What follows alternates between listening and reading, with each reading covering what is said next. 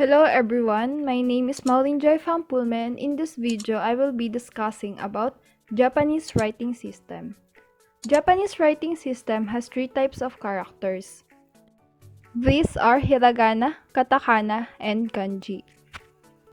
Nagbigay ako ng example kung saan makikita natin yung tatlong characters in a single sentence. Isa-isayin natin. Yung watashi, written siya in kanji. Yung hwa is written in hiragana. Yung Philippine is written in katakana. Yung jin is written in kanji. And yung des is written in hiragana. Meaning, we will encounter these three characters in a single sentence.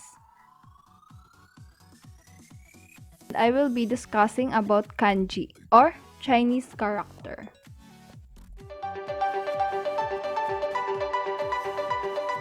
Bago tayo magsimula, please prepare your pen or pencil, then eraser and notebook. Did you know, sa Japan, by the time of high school graduation, Japanese are expected to know 2,136 kanji, which is called Joyo kanji, which are designated by the Ministry of Education as commonly used kanji. And a total of 1,006 kanji are taught on elementary school level, and most of the remainder are taught in junior school. Kanji, Chinese character. Kanji are Chinese characters which are introduced 1,500 years ago at a time when Japanese language did not have a writing system. Kanji represents both meaning and sounds. Kanji has two types of reading. These are onyomi and kunyomi. Onyomi is the Chinese reading, while kunyomi is Japanese reading. At the beginning, the Chinese characters were used phonetically to represent similar Japanese sounds regardless of the meaning of each character.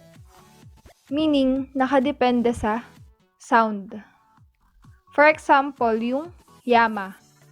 Yama means mountain in Japanese. At the beginning, the Chinese characters were used phonetically to represent similar Japanese sounds regardless of the meaning of each character. Meaning, nakadepende sa sound.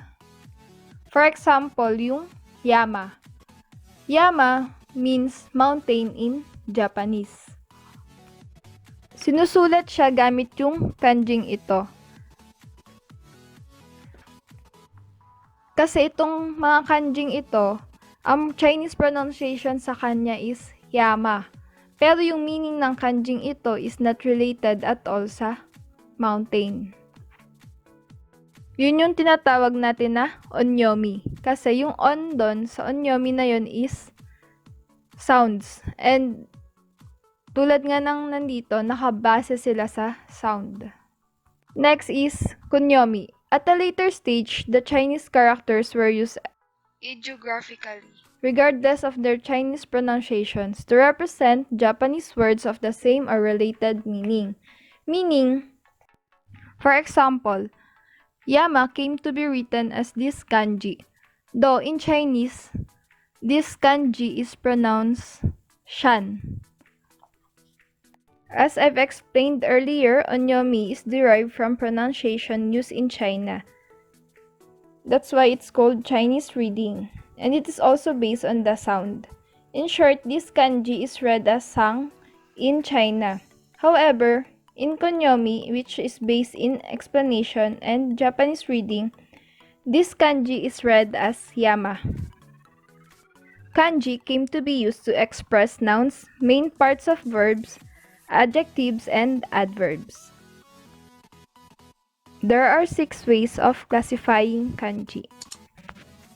First is pictograph, second is ideograph, third is phonosemantic characters, fourth is compound ideographs, fifth is associated meaning characters. The sixth is provisional use characters. First is pictograph or shokei emoji.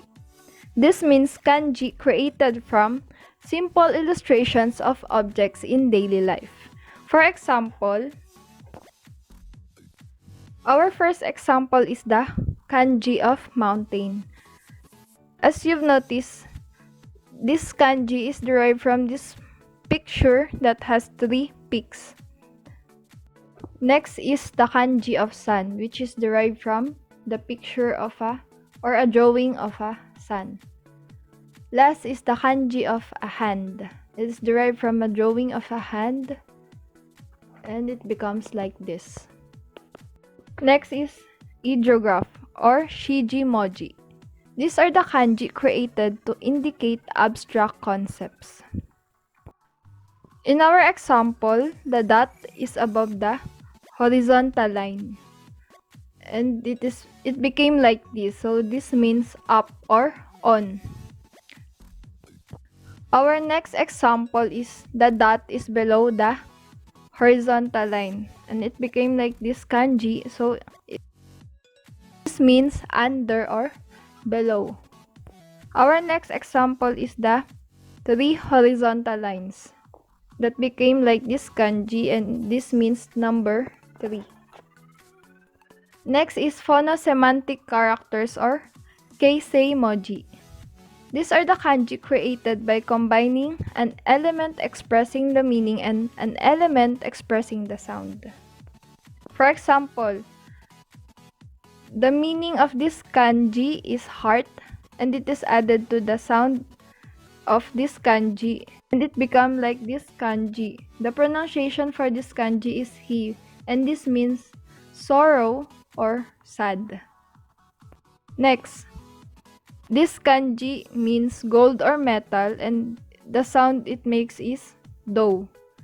When these 2 kanjis are added to each other or combined, this is pronounced as do, which means copper.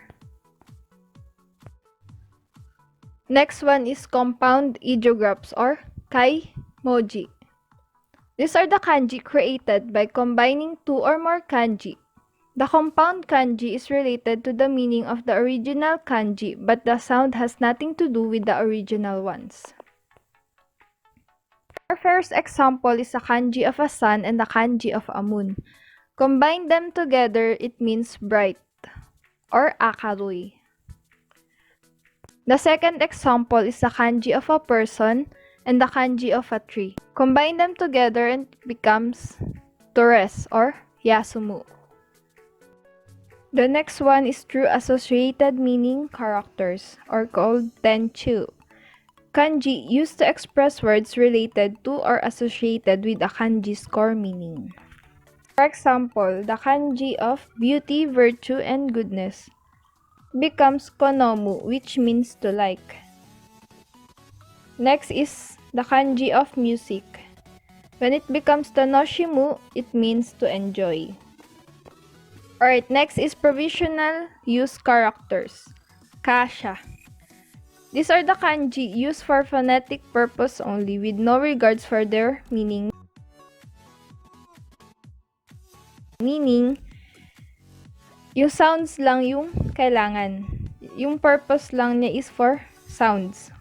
For example is this kanji. This kanji's sound is America. However, America is written usually in katakana.